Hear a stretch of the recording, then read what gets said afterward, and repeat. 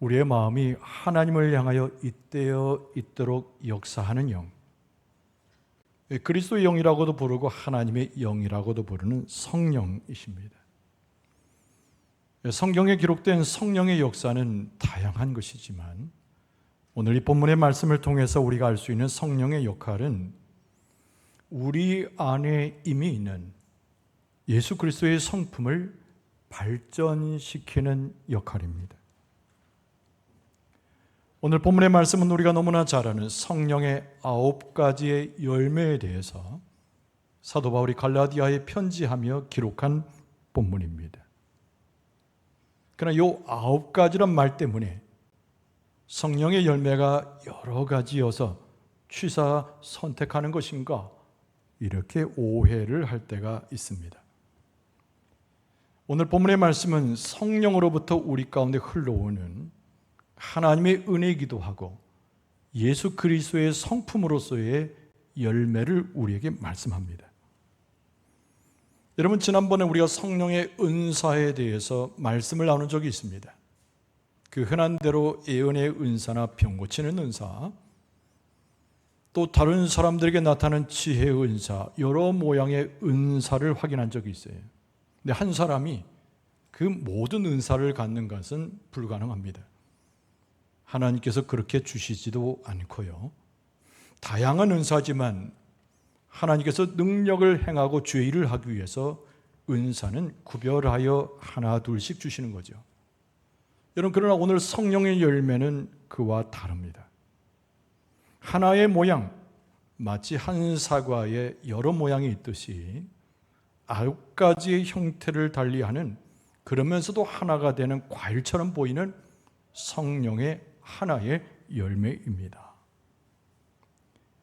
하나님께서 우리 가운데 믿음의 삶을 세울 때, 특별히 예수 그리스도의 이름으로 우리의 삶을 이행해 나갈 때 하나님께서 성령을 통하여 우리에게 주시는 성숙한 성품의 의미에 있어서의 성령의 열매, 그것이 오늘 본문의 말씀에 기록된 사도 바울의 권면의 말씀입니다. 하나님은 우리 안에 성령을 통해서 하나의 열매라는 선물을 주시는데, 그 열매는 오늘 본문의 말씀에 나와 있는 대로 9가지의 특성을 갖고 있는 열매입니다. 자, 오늘 이 본문의 말씀을 대하면서 그리스도인이라고 한다면, 하나님을 따라가는 백성이라고 한다면 이 하나님의 선물을 경험할 수 있어야 되는데, 성령의 열매가 과연 우리 가운데 어떻게 자라나며 풍성해질 수 있는가를 묵상해 볼 수 있어야 됩니다. 여러분, 첫 번째로는 성령의 열매가 우리 안에 맺어지고 그리고 전파된다고 하는 것을 기억할 필요가 있습니다. 한번 따라서 할까요? 성령의 열매가 우리 안에 맺어지고 전파되어집니다. 성령의 열매는 그런 특징이에요. 우리 안에 열매를 맺듯이 맺어지고 바깥으로 전파되는 특징을 갖습니다. 그런데 여러분, 여기서 우리가 하나 생각해 볼 것은 성령의 열매의 시작이 과연 우리의 심령의 상태에서 시작된 것인가 라고 하는 질문입니다. 단호하게 성경은 그렇지 않다고 말씀합니다. 여러분, 우리의 속설과 우리의 심령의 근원지에는 죄악이 있고 하나님을 떠나 있고 그리스도로부터 멀어지고자 하는 죄성이 우리 안에 놓여짐을 고백하게 돼요. 예수 그리스도를 떠나 있는 우리의 본질, 죄성 가운데 헤매고 있는 우리의 모습, 그 자리가 성령의 열매가 시작되는 자리일 수 없습니다. 여러분, 갈라디아서 5장 19절에 보면은 육체의 일은 분명하다고 되어 있습니다. 곧 음행과 더러운 것과 호색과 우상 숭배와 주술과 원수 맺는 것과 분쟁과 시기와 분냄과 당짓는 것과 분열함과 이단과 투기와 술 취함과 방탕함과 또 그와 같은 것들이라. 전에 너희에게 경계한 것 같이 경계하노니 이런 일을 하는 자들은 하나님의 나라를 유업으로 받지 못할 것이라고 말씀했습니다. 우리 안에 감춰진 다양한 죄악성 때문에, 우리의 본질과 우리의 터전을 흔들어 놓는 수많은 어둠 때문에 여러분, 성령의 열매가 심겨져 시작되는 그 자리가 우리의 본성의 자리일 수 없습니다. 그럼 성령의 열매의 시작은 어디서인가? 여러분, 성경은 우리에게 말하기를 하나님으로부터 성령께서 우리에게 보내신 바 되어 그 열매가 우리에게 허락된다고 말씀하고 있습니다. 그래서 성경은 우리에게 가르쳐 주기를 하나님께서 허락하시는 성령의 열매는 다른 말로 표현해서 예수 그리스도의 온전한 성품임을 말씀합니다. 예수 그리스도의 성품으로 온전케 되는 것, 예수 그리스도의 성품을 가지고 하나님을 섬기는 것, 그것이 우리의 모습인데 출발이 하나님으로부터 성령이 우리에게 주어져서 예수님 그 성품 자체를 이야기하는 것이 오늘 본문의 말씀에 성령의 열매를 강조하고 있는 것입니다. 여러분, 고린도후서 3장 18절에 보면은 우리가 다 수건을 벗은 얼굴로 거울을 보는 것 같이 주의 영광을 보며 그와 같은 형상으로 변화하여 영광에서 영광이러니 곧 주의 영으로 말미암으니라. 주의 영광, 하나님께서 성령을 통하여 우리에게 주시는 예수 그리스도의 성품은 주의 영광이라고 성경은 그렇게 다른 말로 대처하여 표현하고 있습니다. 바꿔 말하면 성령을 통하여 그리스도의 성품이 우리 가운데 들어오게 되었는데, 예수 그리스도의 믿음이 우리를 장악하게 되었는데, 이것이 성장하고 우리를 변화시키고 충만한 데 이르게 하는 것을 오늘 사도 바울은 성령의 열매다 이렇게 정의를 한 것입니다. 예수님을 닮아가는 삶, 예수님을 통하여 하나님을 알아가는 삶, 하나님의 능력과 권세를 경험하여 이 세상 가운데 죄악을 물리칠 수 있는 능력, 오늘 성경 본문에는 사도 바울이 그것이 우리 가운데 주어지는, 하나님으로부터 우리 가운데 주어지는 성령의 열매라고 말씀합니다. 하나님은 성령을 우리 가운데 보내셔서 우리 가운데 성령의 열매를 맺게 하시는데 9가지의 특성을 갖는 큰 열매, 하나님의 돈 열매를 우리 가운데 허락하신다고 말씀하고 있습니다. 예배하는, 주의 말씀을 사모하는 우리의 심령과 삶에 성령을 통한 열매가 풍성해지게 될 줄로 믿습니다. 그런데 이 성령의 열매를 하나님께서 성령을 통하여 우리에게 주신 목적이 있어요. 여러분, 우리의 삶 가운데 우리가 소원하는 것이 무엇입니까? 평상시에 여러분들이 마음에 두고 자기의 삶 가운데 이루어지기를 원하는 소원이 무엇입니까? 돈이 없으면 대단한 부호가 되기를 바라는 것은 인지상정입니다. 허물은 아닙니다. 사람들에게 업수이 당하면 내가 명예를 얻고 사람들 앞에 대접받기를 원합니다. 창피한 것이 아닙니다. 그런 마음은 당연히 드는 것이죠. 그러나 여러분, 부호가 되기 전에, 다른 사람보다 명예가 있고 권력을 갖기 전에 우리의 정체는 무엇인가요? 예수 그리스도 통해서 그리스도인이 되었고 우리의 삶의 터전은 하나님의 자녀로 살아가는 하나님의 백성들인 줄로 믿습니다. 그리스도인으로 자리매김하는 것, 하나님의 백성된 자의 삶을 살아가는 것, 이것이 우리의 인생의 목적이고 우리의 목표가 되고 내 삶의 가치를 결정하는 것입니다. 그런데 사도 바울은 갈라디아 교인들에게 편지하면서 우리가 참된 그리스도인이 된다고 하는 것은, 하나님의 자녀로 살아간다는 것은 성령을 통하여 열매를 맺어서 성숙한 그리스도의 성품을 이루는 것임을 우리에게 말씀합니다. 참된 그리스도인이 된다는 것은 하나님께서 주신 목표를 담고 있어요. 우리가 그리스도인으로 살아갈 때 이 세상에 있는 사람들이 참된 그리스도인의 모습, 우리의 모습을 보고 우리 안에 있는 그리스도를 보고 우리 안에 있는 하나님을 보고 우리 안에 있는 성령을 보게 될 줄로 믿습니다. 세상에 있는 사람들은 영의 암울한 사람들이에요. 죄 가운데 있는 사람들이에요. 그런데 그들은 깜짝같이 압니다. 저 사람이 성령의 열매가 있는 사람인지, 저 사람이 성령의 열매가 없는 사람인지, 저 사람이 참된 그리스도인인지 그렇지 않는지 이 세상에 있는 사람들이 오히려 잘 안다는 거예요. 그래서 하나님께서는 우리가 그리스도인이 되어도 참된 그리스도인이 되기를 바라고 성령의 열매로 충만해져서 하나님의 뜻대로 살기를 원하시는데, 이 세상에 믿지 않는 자들이, 하나님을 떠난 자들이 우리의 모습을 보고 그리스도를, 성령을, 하나님을 발견케 하는 하나님의 목적이 우리 가운데 있다는 겁니다. 도대체 예수를 믿는다는 것이, 예수님의 성품을 갖는다는 것이 성령의 열매를 갖는다는 것이 도대체 무슨 능력이기에 그것이 우리를 참된 그리스도인 되게 합니까? 여러분, 고린도후서 5장 17절에 보면 사도 바울은 이렇게 말했습니다. 그런즉 누구든지 그리스도 안에 있으면 새로운 피조물이라, 이전 것은 지나갔으니 보라 새 것이 되었도다. 우리의 삶이 누구든지 죄악 가운데 있는 자이든지 허물 없이 세상 가운데 덧없이 살아가는 존재든지 누구든지 그리스도 앞에 오면 새로운 피조물이 되어지고 새 것이 되어지는 것, 이것이 바로 성령의 능력이요 새롭게 하시는 하나님의 권세와 축복인 줄로 믿습니다. 그렇기 때문에 참된 그리스도인 되기 위해서, 새 것의 삶을 완성하기 위해서 하나님께서 성령을 통하여 우리에게 열매를 거두게 하신다는 겁니다. 우리 스스로도 놀랄 만큼 세상을 향하여 감화력을 줄 수 있는 그리스도의 성품을 가진 그리스도인, 세상을 향하여 우리가 흔히 이야기하는 선한 영향력과 세상 사람들 감동 강화하여 하나님 앞에 끌어올 수 있는 놀라운 참된 그리스도인의 삶, 그것이 오늘 본문의 말씀에 사도 바울이 기록하고 있는 성령의 열매로 충만한 그리스도인의 모습이라는 겁니다. 여러분, 하나님께서 성령의 은혜 가운데 열매를 주시면 제일 먼저 우리 개인이 변화가 돼요. 성령께서 우리 가운데 오셔서 열매로 충만하게 되면 우리 공동체가 달라지게 되어 있습니다.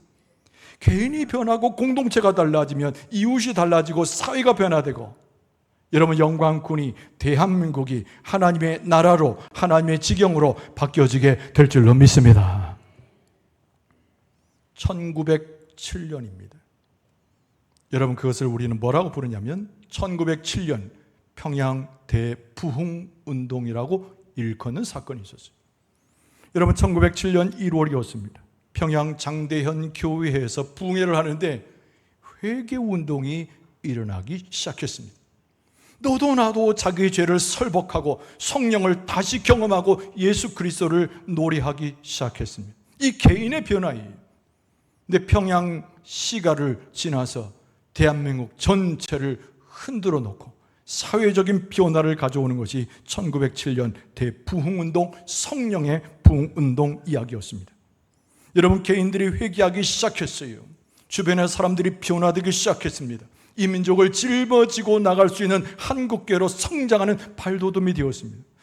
여러분, 그로부터 3년 뒤에 1910년도에는 일본에 의해서 강제로 우리나라와 일본이 병합되었습니다.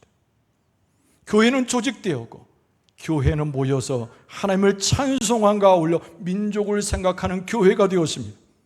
조직된 모습을 통하여 항일운동과 독립운동이 진행되었던 것은 두말할 나위가 없습니다. 우리가 잘 아는 길선주 목사는 새벽을 깨워 기도하면서 나라와 민족을 위해서 기도하기 시작했습니다. 한 사람 한 사람이 성령의 열매 가운데 변화되었을 때 교회가 변화가 되어지고, 교회의 변화를 통해서 그리스도인이 그리스도의 공동체를 통하여 하나님의 역사를 바라봤던 수많은 사람들이 교회로 몰려오기 시작한 것입니다. 그것이 그리스도의 사건이고 하나님의 은혜의 역사이고 성령께서 열매를 교회 가운데 부어주심으로 모두가 변화되어지고 하나님의 놀라운 그 하늘의 나라가 이 땅에 성취되기 시작한 것입니다. 여러분, 1907년의 대부흥의 역사, 성령의 역사는 한 사람을 일으키고 회개를 시켰을 뿐만 아니라 사회를 변화시킨 하나님의 위대한 역사였어요. 여러분, 그런 부흥의 역사가 성령의 열매를 추구하고 참된 그리스도인 되고자 하는 우리의 심령과 우리의 공동체 가운데 하나님의 강력하심으로 역사하실 줄로 믿습니다. 오늘 본문의 말씀은 무엇을 이야기합니까? 사도 바울은 성령의 열매들을 자세히 설명하고 있습니다. 오늘 본문의 말씀 22절과 23절은 다시 읽어드리면, 오직 성령의 열매는 사랑과 희락과 화평과 오래 참음과 자비와 양선과 충성과 온유와 절제니 이 같은 것을 금지할 법이 없느니라. 할렐루야. 근데 오늘 본문의 말씀 중에 23절 끝을 먼저 주목해 봐야 됩니다. 이 같은 것을 금지할 법이 없느니라. 금지할 법이 전제되어져 있습니다.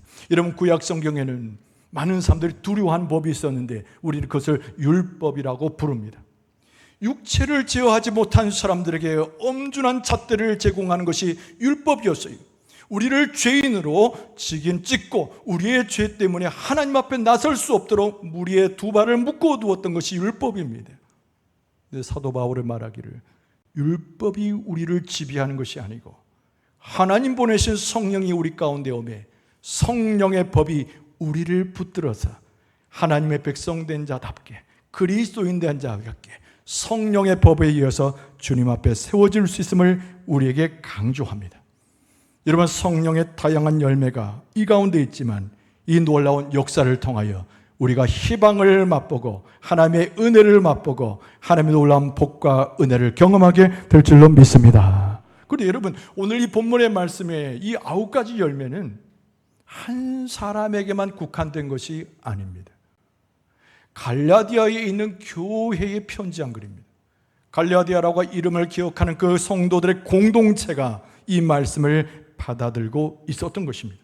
여러분, 에베소 교회에 편지할 때도 동일한 그 내용으로 편지했습니다. 거기에는 너희 또는 서로란 말이 계속 반복됩니다. 에베소 4장 30절 이하에 보면은 하나님의 성령을 근심하게 하지 말라. 그 안에서 너희가 구원의 날까지 인치심을 받았느니라. 너희는 모든 악독과 노함과 분냄과 떠드는 것과 비방하는 것을 모든 악의와 함께 버리고 서로 친절하게 하며 불쌍히 여기며 서로 용서하기를 하나님이 그리스도 안에서 너희를 용서하신과 같이 하라. 이 에베소 교인들에게 말하는 거예요. 서로 너희에게 주신 성령이라고 그랬습니다. 그래서 갈라디아 교인들은 이 말씀을 사도 바울을 통하여 하나님으로부터 받으면서 이것이 곧 우리 공동체를 위함이고 공동체에 속해 있는 한 사람 한 사람을 들어쓰고자 하는 하나님의 목적임을 깨달았던 것입니다. 오늘 9가지 열매로 기록되지만 2가지 정도를 선택해서 여러분과 함께 나누기를 원합니다. 여러분, 첫 번째 열매는 당연히 사랑의 열매입니다. 우리의 신앙의 근간이기도 하고 최고의 미덕으로 기록이 됩니다. 그리고 9가지 열매 중에서 첫 번째로 등장하는 열매입니다. 2000년 전에 이 갈라디아서를 손에 들었던 갈라디아 교인들은 이 첫 번째 사랑의 열매라고 하는 사랑을 읽었을 때 어떤 느낌을 받았을까요? 여러분, 그 당시에 신약 성경은 헬라어라고 하는 그리스어로 기록이 되어져 있었습니다. 예수님 당시에는 그게 국제 공용어였기 때문입니다. 그런데 헬라어라고 하는 이 언어의 성격상 사랑이란 말은 크게 4가지로 구분돼서 이해되어집니다. 첫 번째는 남녀 간의 열붙는 사랑이에요. 두 번째는 친구 간에 갖는 우정이고, 세 번째는 모두가 공통으로 생각하는 자녀에 대한 부모의 사랑입니다. 한 가지가 남았는데 아가페스네라고 하는 헬라어를 동원하여 하나님의 사랑을 이야기합니다. 사도 바울의 성령의 역사 가운데 이 편지를 쓸 때에 앞에 3가지 의미일 수 없어요. 아가페스네, 하나님의 사랑을 여기에 기록하고 있었던 것입니다. 무조건적입니다. 이기적이지 않아요. 희생적입니다. 세상에서는 경험될 수 없는, 그 누구도 경험하지 못한 하나님의 사랑, 그것이 오늘 본문의 말씀에 나오는 하나님이 성령을 통하여 우리에게 주신 열매 중에 첫 번째인 사랑의 열매라는 겁니다. 여러분, 하나님의 사랑은 어디서 나타났습니까? 예수님께서 십자가를 지신 그날 성경은 말씀하기를 그 십자가에 하나님의 사랑이 확증되었다고 우리에게 말씀했습니다. 이 세상에서는 발견할 수 없는, 아무도 경험하지 못했던, 전무후무하게 아무도 인식하지 못했던 그 하나님의 사랑, 성령을 통하여 우리에게 주시는 하나님의 대단한 은혜가 있는데 첫 번째 열매로서 사랑의 열매를 오늘 우리에게 말씀하고 있습니다. 여러분, 하나님은 우리를 끝까지 돌보시는 분이요, 하나님은 우리에게 끝까지 관심을 가지신 분이에요. 우리가 하나님을 잊어버릴 때도 우리에게 관심을 두시고, 우리가 하나님을 원망할 때도 우리를 탓하지 아니하시고 우리를 끼워놔 주신 분이 하나님이시잖아요. 세상 그 누가 그런 사랑을 실천합니까? 예수 그리스도의 십자가의 죽음은 피할 수 있었고 허락되지 않을 수도 있었는데 하나님의 사랑이 나타낸 바 그렇게 되지 않았습니까? 세상에서 발견될 수 없는 유일한 하늘로부터 오는 사랑, 그것이 성령을 통한 바로 사랑의 열매라는 거예요. 우리가 그 하나님의 사랑을 어찌합니까? 우리가 그 사랑을 어떻게 이해할 수 있습니까? 여러분, 그래서 사도 요한은 요한일서 4장 19절에 이렇게 말씀했습니다.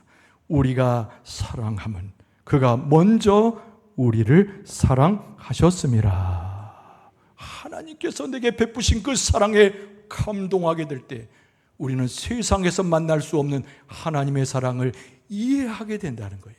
그 사랑 가운데 들어가게 된다는 겁니다. 여러분, 사랑의 충만, 성령의 충만이 다른 것이 아니라 그 사랑의 열매가 내게 들어올 때 하나님의 사랑을 이해하고 하나님 가운데 들어가는 것이 진정한 사랑의 열매로 가득 찬 성령의 역사인 줄로 믿습니다. 예수님께서도 우리에게 사랑을 강조하셨어요.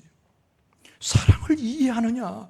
하나님의 사랑을 경험했느냐? 그리고 예수님께서 명령하셨는데 신명기서를 인용한 마태복음 22장 37절 이하에 보면은 예수께서 이르시되 내 마음을 다하고 목숨을 다하고 뜻을 다하여 주 너의 하나님을 사랑하라 하셨으니 이것이 크고 첫째 되는 계명이요 둘째도 그와 같으니 내 이웃을 내 자신과 같이 사랑하라 하셨으니 이 두 계명이 온 율법과 선지자의 강령이니라.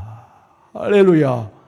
하나님의 사랑을 알고 성령의 역사 가운데 사랑의 열매로 들어가게 되면 하나님을 그 사랑 가지고 공경하며 우리가 서로 함께할 때에, 공동체로 함께할 때에, 죄 많은 자들과도 함께할 때에 그 하나님의 사랑을 나누는 열매를 거두게 된다고 예수님께서도 말씀하신 거예요.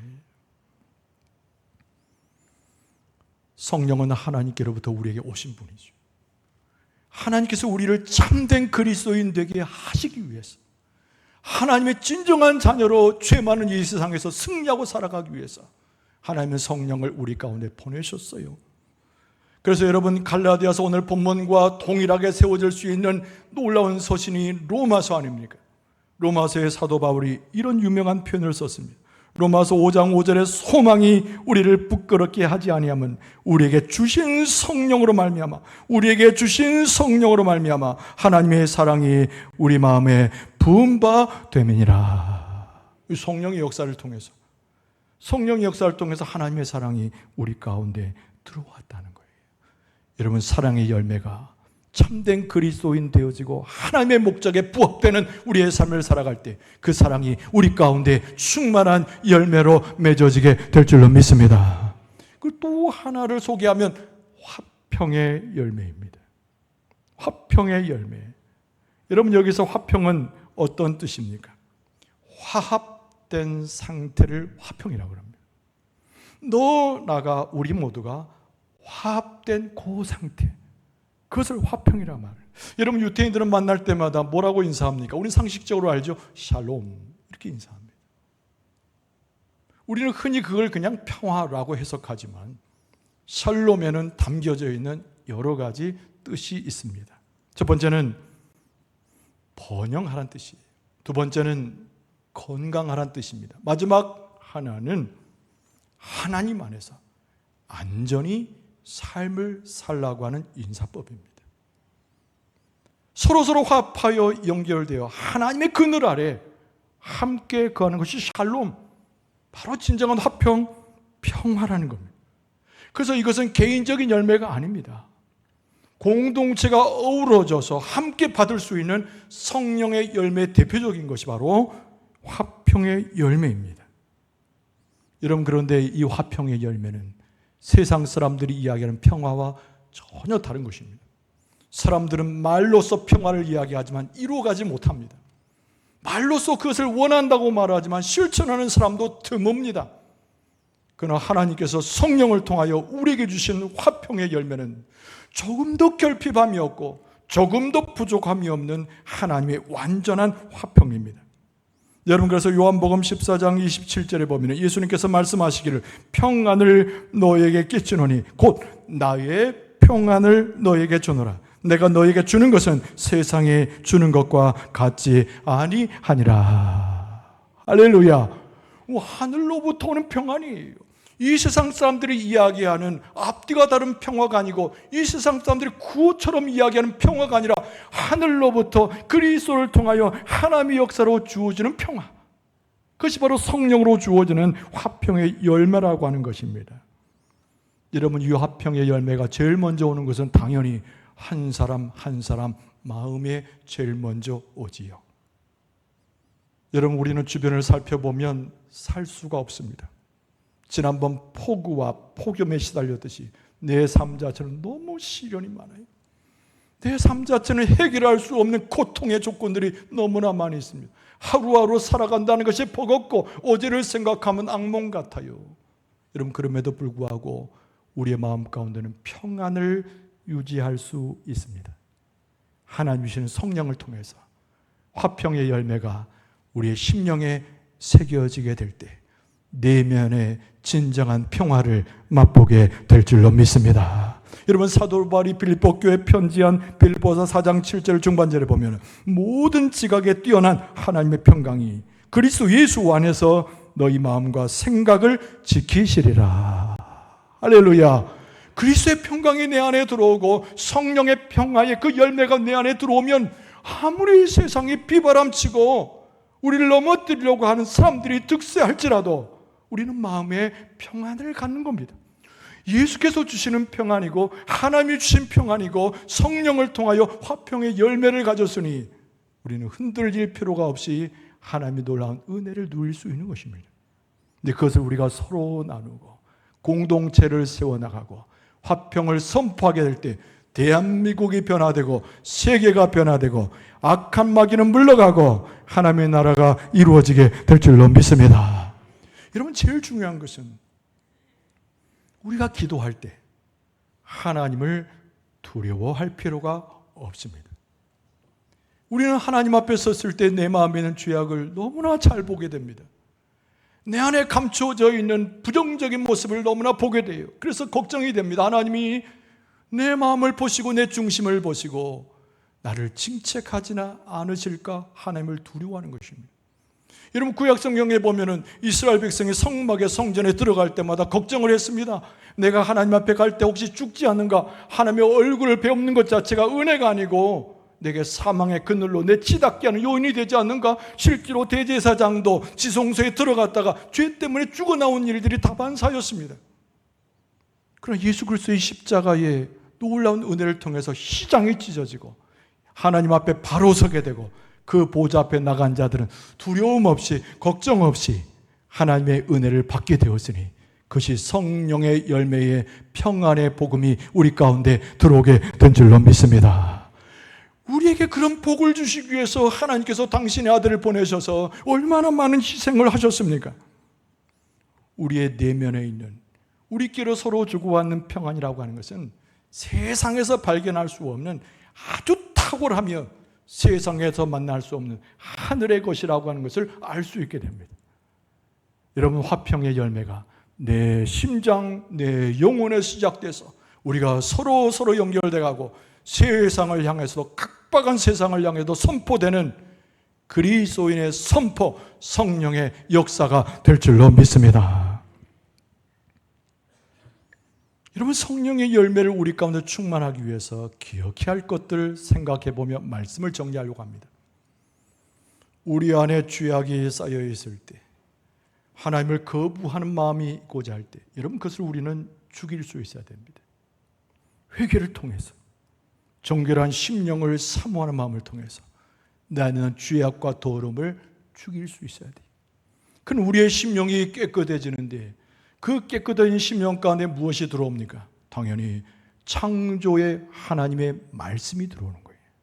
그 말씀이 들어온 다음에 말씀이 이끌고 오는 이가 있는데 그가 바로 성령이 우리 가운데 오셔요.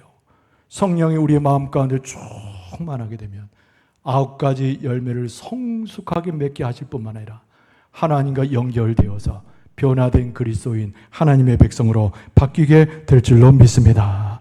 하나님께서 보시는 성령의 열매가 우리 가운데 충만하게 될 줄로 믿습니다. 간구해야 합니다. 여러분, 우리는 성령의 인도함 없이는 한순간도 살아갈 수 없는 존재입니다. 이런 사람 저런 사람이 이야기하는 훌륭한 삶이라고 하는 그 정의에 속지 마세요. 이런 삶이 성공한 삶이라고 흔히 말하는 것에 속지 마세요. 성령의 열매 없이, 예수 그리스도 없이, 하나님 없이 성공한 사람은 없습니다. 성령의 열매가 충만한 사람이야말로 성공한 사람이고 하나님께서 가치 있게 여기시는 하나님의 백성의 삶임을 우리는 기억할 필요가 있습니다.